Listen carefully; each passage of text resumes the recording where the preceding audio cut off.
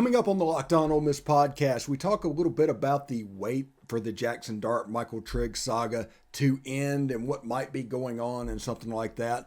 We will talk about what their commitment, if they come to Ole Miss, might mean. And we have Brandon Olsen from LockedOnGators.com, nice enough to come by and talk about the Gators basketball game for the team tonight. So stick around. This is the Locked On Ole Miss podcast. You are Locked On Ole Miss, your daily podcast on the Ole Miss Rebels, part of the Locked On Podcast Network, your team every day. All right, welcome to the Locked On Ole Miss podcast. I'm your host, Stephen Willis. Thank you very much for tuning in today. Today's episode is brought to you by Sonos. Experience the game like never before with Sonos Arc, the premium smart soundbar for TV, movies, gaming, and more. Visit Sonos.com for more information. Of course, thanks for making the Locked On Ole Miss podcast your first listen every day. We are free and available on all platforms, including YouTube. Do us a favor, subscribe, hit the bell, and give us a like on the video as well. So thank you very much for that. Now, we are still waiting as of, let's say, 7:30 Eastern time Sunday night on the information for Jaxson Dart and Michael Trigg. We don't really know what's going on. I have a theory, and that theory might be right, it might be wrong, and it was certainly not informed because, as you know, this is not a news organization here. We give you commentary, we try to explain what's going on and try to be the translator of what is happening for you, but we don't go around and play the telephone game. And so many people do that, and it's actually quite funny. This whole situation right now might break the telephone game. The people that normally do so much with the telephone game, they are just quiet. Nothing's going on because they can't trust their sources. Everybody's saying something. There's misinformation absolutely everywhere. My theory on what is going on, and this is, like I said, it might be completely false, but until I see otherwise, I am apt to believe it because it makes as much sense as everything, is that Jaxson Dart is waiting to see what Caleb Williams does. If USC announces Caleb Williams, Jaxson Dart will enter the transfer portal and go enroll at another school. If he does not, Jaxson Dart will go back to USC. That's what I think is happening. No, like I said, no information on that really one way or another. There's sources everywhere. You have to remember the sources on Rivals and the sources on 3 and the sources on 24/7 and wherever you get your information, those sources are going to give a piece of information, a piece of the information. You have a pie that is the whole story. They're just a little slice over here because that is what they can get. Now they can try to get more and they try to compare notes with their brethren across the country, like the USC and Oklahoma people. But if you can't do that, if the slivers don't match, you have a problem. And you end up in a case where disinformation kind of permeates the whole story and becomes the dominant feature of the whole story. Now, at the end of the day, I think Jaxson Dart and Michael Trigg will be at Ole Miss. I'm pretty clear about that. That is my prediction. That is my opinion on what's going on. Everything that I've seen going on points to that. But I think that's because the other is a long shot. And I think that USC is slow playing naming Caleb Williams because of tampering stuff. They don't want to be too quick to do it. They want to slip him in without anybody notice. There may not even be, he may already be in, and they're just not announcing it because they just want to fly under the radar a little bit. That's what I think is happening.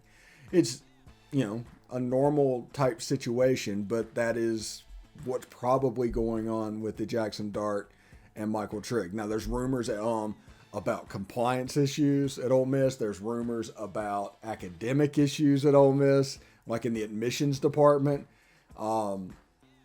There is a gamut of information at your disposal, and none of it really makes a whole bunch of sense. So at the end of the day, nobody really knows what's going on. But here is something that everybody needs to keep in mind. They do not have to announce commitment. They could go to Ole Miss and just start going to classes and never tell a soul, and we find out in spring football. Jalen Knox transferred from Missouri to Ole Miss, and it just appeared on the roster one day. That is possible. That is a procedure that could happen. So just keep an eye out and just understand that could go on. Not necessarily beholden to an announcement. This is the problem with the transfer portal that the media hates. It's not deadline centric. Their whole profession is deadline centric, but this is not deadline centric. Yes, we have a date where Michael Trigg and Jaxson Dart has to be in Ole Miss, and that's Friday. And there's stuff about faculty permission, but that'll be grounded. Oklahoma had that on the 21st, and they're still involved. So there's a chance that those guys could just end up on campus and go into class. Never release it, never going on. Although I think they might, but because of what's going on with everything. You got Instagram posts, you got Twitter posts, and today is eerily silent. That makes me think either today is a travel day, today is going on. We might find out that they just started going to class tomorrow. So we will find out. We will keep an eye out. And I want to tell you that we are going to start a segment called Extra. If a video happens after a video is recorded or on the weekend when nothing's coming out and something happens, there's something we're going to do called Extra. And that's going to be little quick 10-minute videos to give you up to speed of all that information. That should be a lot of fun. So it's be extra, read all about it. So that should be a lot of fun. So, hey, Ole Miss Rebel fans, this is your host, Stephen Willis, with an incredible app who everyone who buys gas needs to know about. Get Upside. My listeners are making up to 25 cents for every gallon of gas. Every time they fill up, just download the free Get Upside app in the App Store or Google Play right now. Use promo code SCORE and get a bonus 25 cents per gallon on your first fill up. That's 50 cents cash back per gallon. Don't pay full price at the pump anymore. Get cash back using Get Upside. Just download the app for free and use the promo code SCORE to get up to 50 cents per gallon cash back on your first tank. Some people who drive a lot are making as much as $200 or $300 a month in cash back. There's no catch. The cash back gets added to your account. You can cash out at any time to your bank account, PayPal, or e-gift card, or Amazon and other brands. Just download a free Get Upside app and use promo code SCORE to get up to 50% per gallon cash back on your first tank. That is SCORE right here. That is Get Upside. That's a pretty good deal. All right, now we've all talked about everything that's going on and we got the waiting game and all that. So let's play a little bit of what if in the second segment before we get to Brandon Olsen and the end. What if those two sign with Ole Miss and commit to Ole Miss and do that? Well, in my opinion, in my perspective, whatever you want to say, because we're all about commentary and perspectives here, I think Ole Miss is in the same position they were last year. Maybe with a little bit better running back, top end, a little bit better quarterback, less experienced, but talent-wise, at 6'3", 215, that's a little bit different than 6'1", 195. Can run the offense. He's very mobile. An attacking tight end, that's an upgrade over Casey Kelly. That's nothing against Casey Kelly. Gives Hudson Wolf a chance to develop behind him, so that's some depth in that position. Jalen Knox has a chance to be really, really good at the slot position. Behind him, J.J. Henry. Over on one side, you have Braylon Brown, and you could have Brandon Buckhalter line up behind him, maybe Jordan Watkins. On the other side, you have Jonathan Mingo with the other, Jordan Watkins. That's a two deep of all the skill position right there. You also have Kentrell Bullock, which the staff loves, and Quinshon Judkins, which I absolutely love. It's a fantastic player. I'm pretty excited about that. And them moving forward, you could have a very, very potent offense at a level we haven't seen since probably 2016, 2015. Probably 2015 was the last time we were close, and we didn't have a running back room like this. So this is above and beyond that. So the potential is there. And it's always said, a coach is, one thing they'll always say is, your potential will get me fired. And that is absolutely true. And just knowing what is going on with basic potential and what's going on with this team is fantastic. Now, if you look at the SEC West, before we get to Brandon real quick, Arkansas gets Ole Miss and Alabama in Fayetteville. As you know, Fayetteville is a house of horrors for Ole Miss football.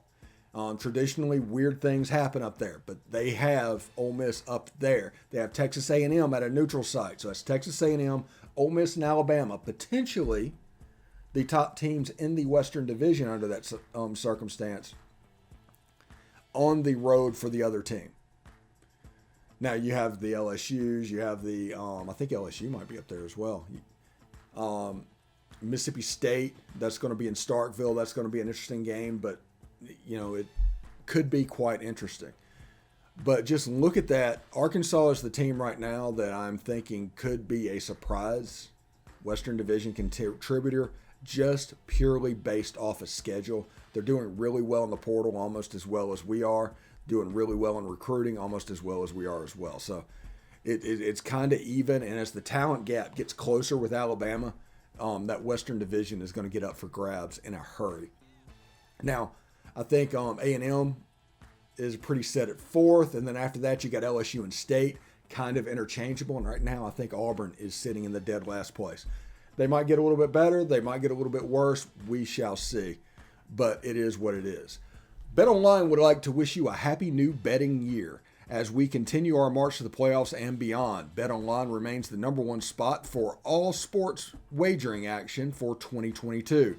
New year and a new updated desktop and mobile website to sign up today and receive your $50 welcome bonus on your first deposit. Just use promo code LOCKEDON to get started.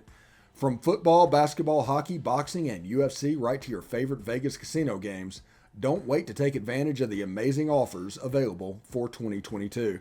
BetOnline is the fastest and easiest way to wager on all your sports. BetOnline, where the game starts. Now, it's the new year, so that means New Year's resolutions. If yours is about getting fit or eating healthier, make sure you include Built Bar in your plan. Built Bar makes it easier for you to stick to your resolution because it tastes so good. You'll want to eat it, unlike other protein bars, which can be chalky, waxy, or taste like a chemical spill. Ugh. You want to eat healthy, but it just gets so boring. Like week 3, you might be thinking, this is just not worth it. Where's the chocolate? Well, Built Bar is covered in 100% real chocolate. So here's an idea for the new year. Go to all your secret treat stashes at home, in the pantry, at the office, in the car, wherever, and throw out all the sugary or calorie-filled treats and replace them with Built Bars. So when you're craving a snack or treat, you can reach for something that is healthy and tastes incredible. Even if you're not a huge fan of working out, at least you can eat something that tastes good and is good for you. That way, when you enjoy a delicious Built Bar, you can almost count it as a workout. The offer is, go to BuiltBar.com, use promo code LOCKED15 and get 15% off your order. Again, that's use promo code LOCKED15 for 15% off at Built.com.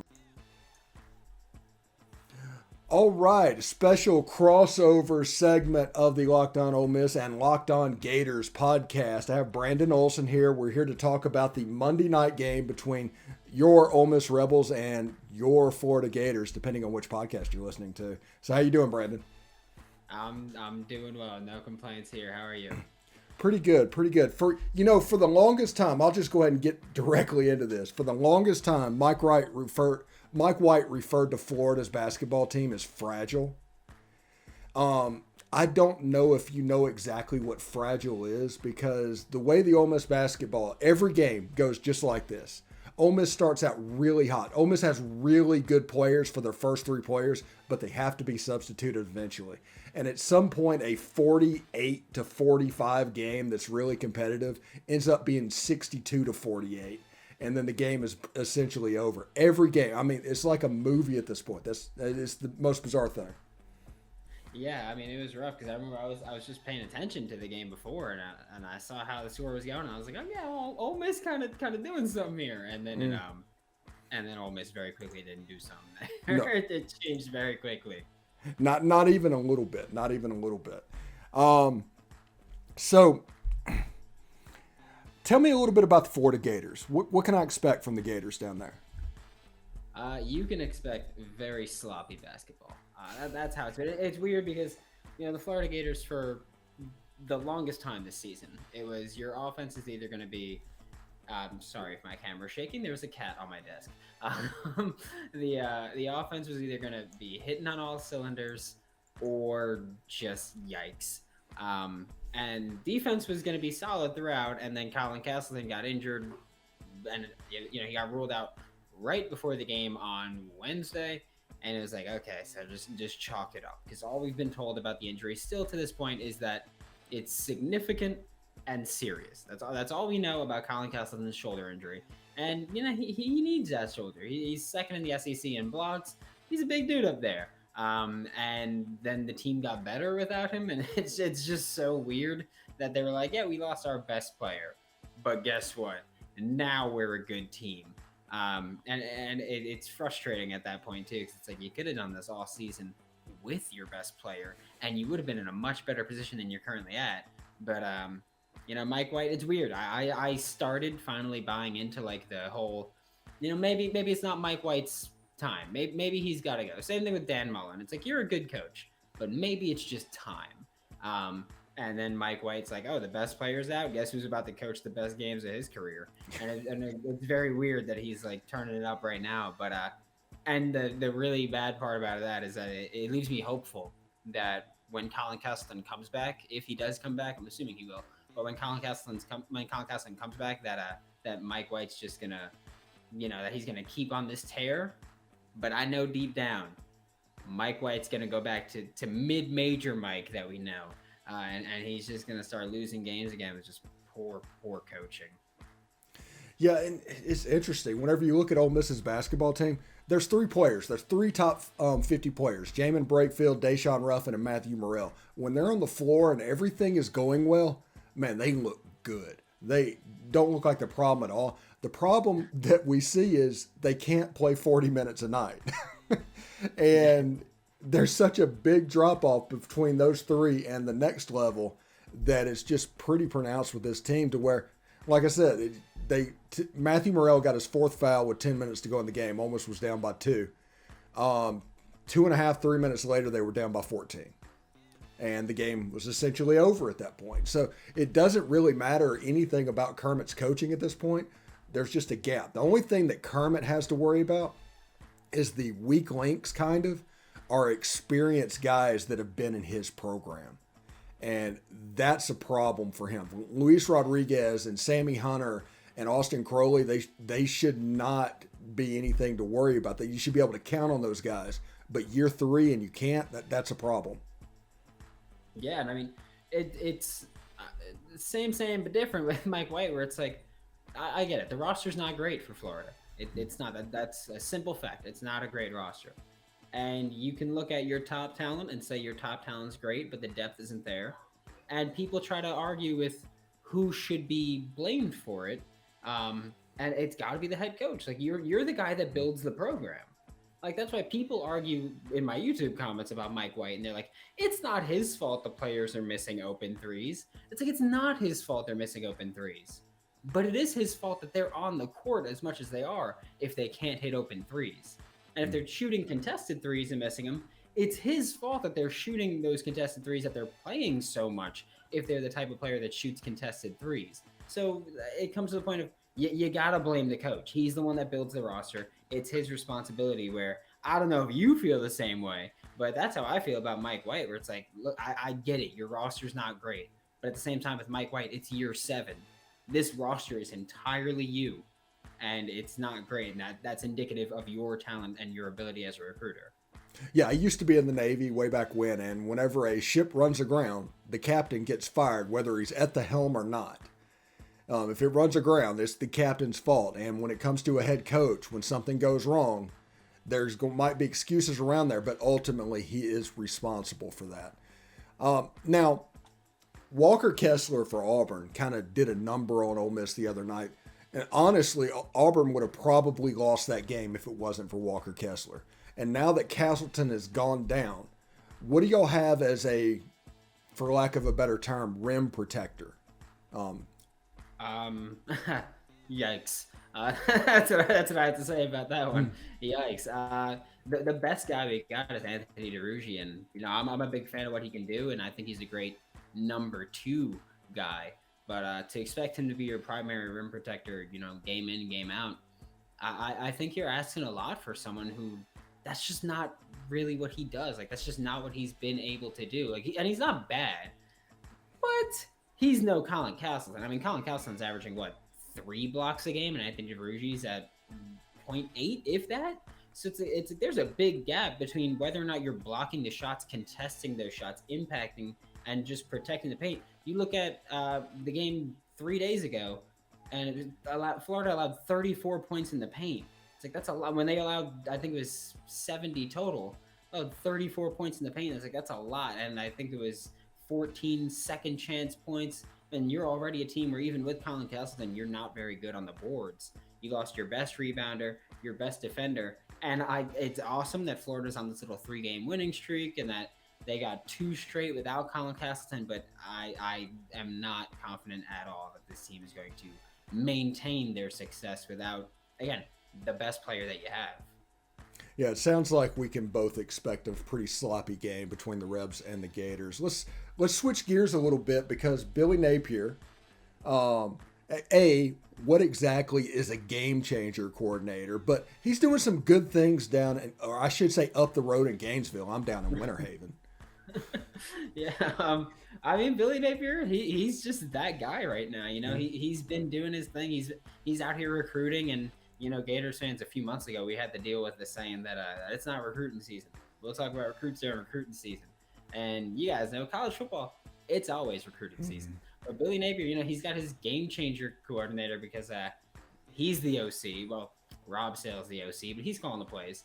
And then you got co-DCs, and then you don't have a special teams coordinator. But as we all know, in football, there's 3 levels of football. There's offense, defense, and special teams. And you need someone in charge. With Florida last year, our special teams coordinator was a running backs coach. So it wasn't like we had anything special there. But now we've got Chris Couch there as our game changer coordinator. He was with Billy Napier. Before that, he was with Tulane for 5 years. He's got special teams coordinator. I mean, just at Louisiana, he was a special teams coordinator. It's just a different title. And honestly, I think the reason for these off-the-wall titles for Florida, I think a big part of it is that Billy Napier is finding a way to get all of these guys, because he said that he's wanted to build an army, and as his coaching staff and his support staff. And he's got the budget. I think Florida has the 3rd largest assistant coach salary pool to use. So that's a big thing, obviously, for us. And I think Billy Napier is coming up with these very off-the-wall titles, because then from game changer coordinator, Chris Couch can get promoted to special teams coordinator when another university wants to promote him or wants to hire him as their special teams coordinator. Billy Napier can then say, you know what, instead of that, we'll promote you, we'll give you your pay raise, and we'll keep you on as our special teams coordinator. I think Billy Napier is doing whatever he can to kind of set up long-term success, because you look at the defense and it's Sean Spencer as the co-defensive coordinator and Patrick Toney as co-defensive coordinator. Eventually, one of those guys, probably both of them, maybe within 3 years, I think Patrick Toney is going to be a head coach somewhere. I think I have no problem saying it as Couch is drying that. Within 3 years, I think he's gone. I'm going to enjoy my time with him here, but I think he's gone in 3 years. So then Sean Spencer's maybe looking for greener pastures to be a full-time or a full DC, the only one. And Billy Napier can say, hey, we'll promote you to just full-time DC.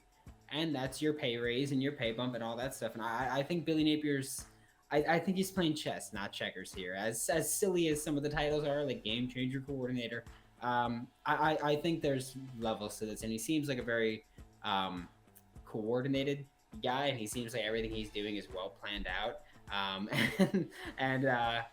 That's where I'm at with Billy Napier. I'm excited for it. I mean, I've said Ole Miss, like I love your coaching staff too. So it's like it's an awesome program y'all got going over there. Do appreciate it. Appreciate it a lot. I do have another question for you. Okay. For the first time since I don't remember when, no major college team in Florida was ranked. Miami's kind of down. Florida was down. Florida State seems like they've been down for 10 years at this point. But each program is kind of going nuclear at the moment. to try and make something happen, to where I see a lot of conflict coming down the road. You got Mario Cristobal down there trying to bring back the state of Miami. You got Billy Napier doing the Alabama playbook stuff, and Mike Norvell is kind of doing the transfer portal and doing the things that made him very successful at Memphis. Honestly, I like Jordan Travis. Florida State is just a quarterback away from being pretty decent, I think. But what do you think about the dynamics in state for Florida? I think that it looks very good for Florida right now, and I realize that sounds incredibly biased as a Florida fan, but where I'm at with Florida State is I like Mike Norvell. I genuinely have said, like, I think he's a great schemer, and I think he's a great game planner. But losing I forgot his name, but the corner to Jaxson State, that's gonna linger. Like that's bigger than just losing a recruit, because you are the school that lost the number one player in the nation to a SWAC school. And that's going to impact you, whether or not you think it will. It will at some point, because other schools are going to say, there's a reason that this kid went to a SWAC school instead of going to Florida State. And the reason might be that he wanted to go to HBCU, that he wanted to play under his favorite coach or his favorite player ever in Deion Sanders. But that's not how other schools are going to phrase it. So I think that might be a bit of a, I don't want to be dramatic, but a bit of a death sentence for Mike Norvell with Florida State. And then looking at Miami, I'm not stressed about them at all. I mean, I'm not sure. You're having a tough time getting your offensive coordinator, and it makes me very happy too, because the first choice for offensive coordinator was Jason Candle, and I don't know if you know this, Steve, but I went to Toledo, and I'm a Toledo fan, and I got the helmet right behind me right here. Yeah, go Rockets. I'm very happy that Jason Candle said no and chose to stay at the MAC. But again, that's a big thing with Miami. It's like, now you've openly shown that you've lost your number one offensive coordinator candidate because he chose to stay at the MAC. He chose to turn down a pay raise and chose to turn down going and being an offensive coordinator in a Power 5 school, and at a school where he would cook as an offensive coordinator. If you had the athletes that he can get in Miami, and even in Toledo, he's already done a stellar job at recruiting Florida athletes. Deontay Johnson for the Pittsburgh Steelers is a Florida kid. He went to Toledo. Jason Candle played a big part in recruiting him. Kareem Hunt, Jason Candle played a big part in recruiting him. So, Jason Candle's shown what he can do as a recruiter, and his offense usually works out defenses, yikes. But, I like that, Miami's losing their offensive coordinator candidates, that Florida State's losing their top recruits. And Florida, right now things are trending up. It was a bad year. And, losing to Central Florida is going to kill Florida in a lot of ways. Our starting tight end just left Florida, and a couple days later committed to Central Florida. So this is the thing where right now it's bad, but I think when you look at the big three of Florida and you're like, well, they're all bad. I think Florida right now is the best of the worst, if that makes sense. It ain't pretty anywhere, but it's good right now, I guess. We're at least we're not Florida State or Miami. Yeah, I think we've lost 20 players to the transfer portal. This is just a matter of fact. And also something that everybody needs to remember, you could carry 105 players on scholarship. This year you have to get back to 85. So there are going to be players getting processed all over the place. Now, switching back gears back to basketball and everything, how do you see the rest of the season going for Florida? I'll say right now, I don't think I've ever been less confident in a Florida program. Just at any level. Recruiting's bad. Kawasi Reeves, he was for a while the only high school recruit that Florida had coming in, and he's been very, very good. But Mike White didn't play him for the first 15 games of the season, and then Colin Castleton is injured, and this team just horrible, undisciplined basketball for the huge majority of the season. Whether it's turnovers, whether it's taking bad contested shots, whether it's just deciding to play ISO ball for no reason, with no rhyme or reason behind it, nothing. I'm not I'm not super confident in this program, and it sucks because I try to be confident in them, but it's just, if I'm gonna be completely unbiased and honest with it, it's not very promising. Yeah. Well, Brandon, man, I appreciate you stopping by, and I hope you guys appreciate me stopping by your podcast. I hope to have you again soon as we get closer to football season, because I'm going to do a preview episode for every team football wise once we get into the spring and summer. Oh yeah, I'm excited. We're gonna get into it. Yeah, it's gonna be a lot of fun. Anyway, Brandon Olsen, LockedOnGators.com. Thank you, man. Special thanks to Brandon for coming by. Anyway, thanks for making the Locked On Ole Miss podcast your first listen every day. We are free and available on all platforms, including YouTube. Do us a favor and subscribe, hit the bell, and hit the upvote button for us if you don't mind. Tomorrow we will continue on the Jaxson Dart Watch. If something happens in between shows, an extra show will be made, so you'll have that information as well. So pay attention for that. So now make the second listen Locked On Bets, your daily one-stop shop for all your gambling needs. Locked On Bets, hosted by your boy Q with expert analysis and insight from Lee Sterling. It is free and available on all platforms. Just, hey, stay strong, have fun, just enjoy all this. I love the portal, everything about it. I hope this can never change. But tune in tomorrow for more information about that, and tune into my Twitter profile in between, because I'm usually following along to what's going on. So anyway, have a good day, everybody, and hotty toddy.